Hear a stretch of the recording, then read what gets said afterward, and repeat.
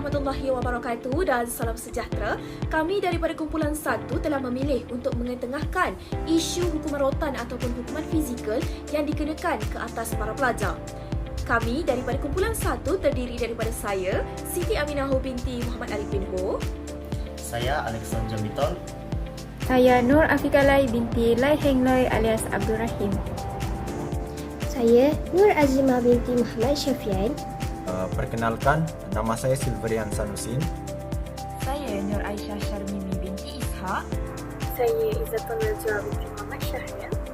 Saya Nurul Aisyah Nabila binti Syamsul Kamal. Saya Syifa Atira binti Sabri. Saya Wadatul Khairun Nisa. Baiklah, salah satu persoalan yang timbul mengenai isu ini ialah apakah persediaan yang perlu dilakukan oleh guru bagi menghadapi isu hukuman fizikal atau merotan pelajar pada masa kini.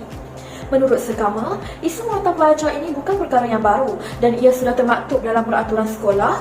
Jadi, selain daripada mengajar, tugas guru juga ialah memastikan murid-murid mematuhi peraturan disiplin yang ditetapkan oleh pihak sekolah. Ini menunjukkan bahawa tanggungjawab guru terhadap disiplin murid adalah jelas di mana ia termaktub dalam Surat Perkeliling Ikhtisas Bilangan 9 tahun 1975, iaitu tugas mendisiplinkan murid bukan sahaja terletak di bahu guru besar tetapi juga tugas semua guru. Jadi, persediaan yang perlu dilakukan oleh guru ialah guru perlu faham bahawa semua guru ialah guru disiplin. Setiap sekolah juga telah menubuhkan lembaga jawatankuasa bagi membantu menyelesaikan isu disiplin murid. Dalam lembaga tersebut, beberapa orang guru telah diberikan surat kuasa merotan pelajar oleh guru besar. Oleh itu, merotan pelajar ini bukanlah perbuatan yang sewenang-wenangnya, malah telah mengikut prosedur yang telah ditetapkan oleh Kementerian Pelajaran Malaysia. Persoalan ini lebih kepada persepsi masyarakat melalui cerita ataupun kes yang diperbesarkan di mana-mana laman media sosial. Ini dimaksudkan dengan jika ayat yang digambarkan lebih kepada negatif, maka tidak mustahil masyarakat ataupun ibu bapa akan mengambil sudut yang negatif. Perlu ditegaskan bahawa guru tidak akan sesuka hati untuk mengambil tindakan rotan, malah ianya merupakan tindakan terakhir setelah melalui proses nasihat dan juga konseling. Hukuman rotan adalah untuk pelajar yang melakukan kesalahan berat ataupun kesalahan yang berulang kali. Banyak faktor yang mempengaruhi ibu bapa tidak menerima hukuman rotan ini, namun hanya beberapa bilangan sahaja yang melibatkan guru keterlaluan dalam memberi hukuman. Baiklah, yang seterusnya ialah apakah kesan atau tindakan yang boleh dikenakan terhadap seseorang guru sekiranya guru tersebut memberi hukuman fizikal atau merotan pelajar tanpa mengikut prosedur yang betul. Berdasarkan temu bual yang dibuat, pertama sekali, guru tersebut boleh dikenakan tindakan apabila ibu bapa membawa kes tersebut ke mahkamah bagi mendapatkan keadilan. Dan yang kedua pula ialah sekiranya isu tersebut tersebar luas, pihak kementerian akan mengambil peranan iaitu menubuhkan satu jawatan kuasa untuk menyiasat sebarang isu yang timbul sebelum tindakan tata tertib diambil terhadap guru tersebut. Hai, Assalamualaikum. Jadi, kita telah meneroka beberapa persoalan mengenai isu kita pada hari ini sebelumnya. Jadi sekarang, anda akan bersama dengan saya untuk merungkai pula langkah-langkah ataupun inisiatif lain yang boleh kita gunakan sebagai golongan pendidik bagi menggantikan hukuman rotan ataupun hukuman fizikal buat para pelajar. Jom! Antara inisiatif yang boleh dipergiatkan sebagai denda kepada para pelajar yang melakukan kesalahan termasuklah dengan mengadakan kelas tambahan bagi menyiapkan kerja sekolah sebelum pulang di bawah pengawasan guru sekolah. Selain daripada itu, menggalakkan mereka untuk membuat aktiviti komuniti, misalnya membersihkan persekitaran sekolah, tandas, membuat mural dan mengecat.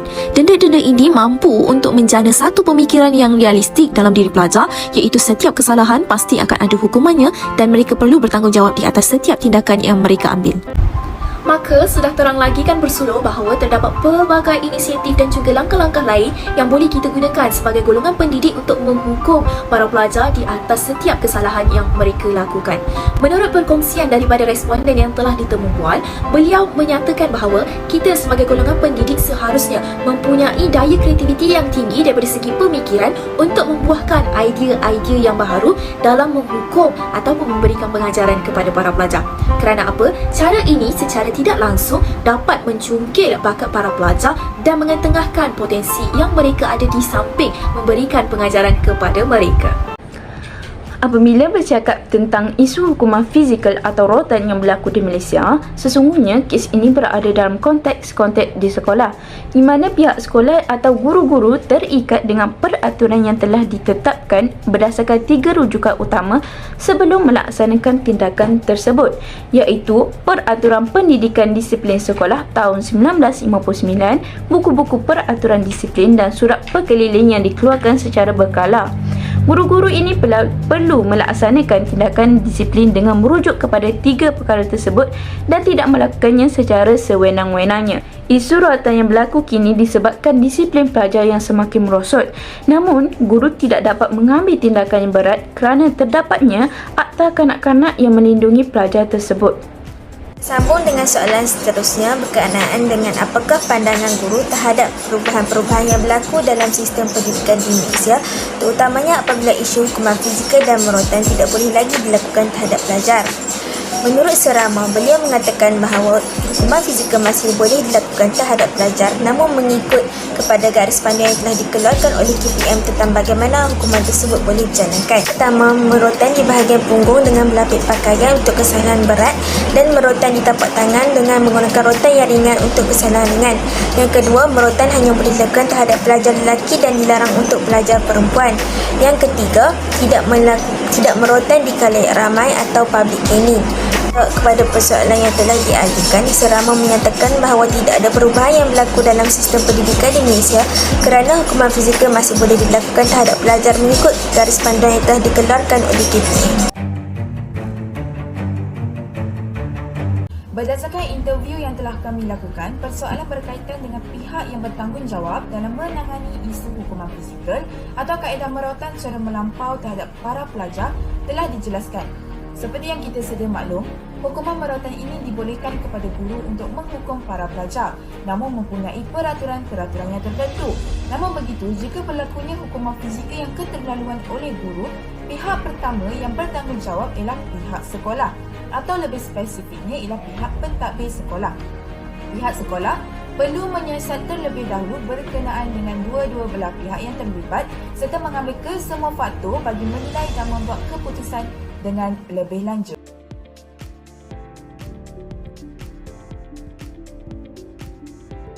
Menurut Cikgu Rama selaku responden temu bual kami, penerimaan isu hukuman fizikal terhadap pelajar ini masih berada di tahap yang baik, di mana masih ramai juga pihak yang menerima hukuman fizikal di sekolah terhadap kesalahan-kesalahan disiplin pelajar.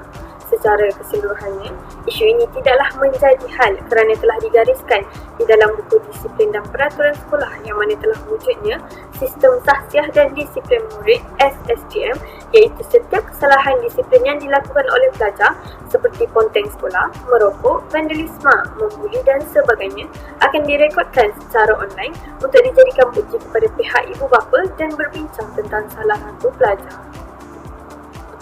Okey, baiklah, saya akan menerangkan mengenai cabaran yang akan berlaku apabila isu penggunaan rotan atau hukuman fizikal ini diguna pakai oleh guru. Terdapat 3 cabaran yang telah dikenal pasti, di mana yang pertama ialah ia akan membabitkan salah faham di antara guru dan masyarakat, terutamanya ibu bapa, di mana mereka akan menganggap kes ini sebagai satu penderaan. Yang kedua ialah ibu bapa mungkin akan melaporkan kes ini kepada pihak polis tanpa mengetahui kesalahan yang anak mereka lakukan. Dan yang ketiga ialah murid yang dikenakan hukuman mungkin akan berasa trauma, di mana kes ini telah dicatat dan disiarkan dalam berita utusan harian pada tarikh 29 Januari 2011. Baiklah, persoalan yang seterusnya ialah apakah contoh-contoh salah laku pelajar, khususnya pelajar lelaki, yang boleh menyebabkan pelajar dikenakan hukuman fizikal atau rotan oleh pihak pentadbir sekolah. Di sini kita perlu tahu bahawa hukuman fizikal atau rotan hanya boleh dikenakan kepada pelajar lelaki sahaja, manakala pelajar perempuan tidak boleh dikenakan hukuman rotan.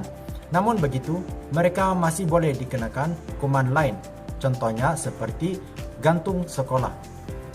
Antara contoh salah laku tersebut ialah yang pertama, menyimpan, mengedar atau terlibat dalam kegiatan dadah.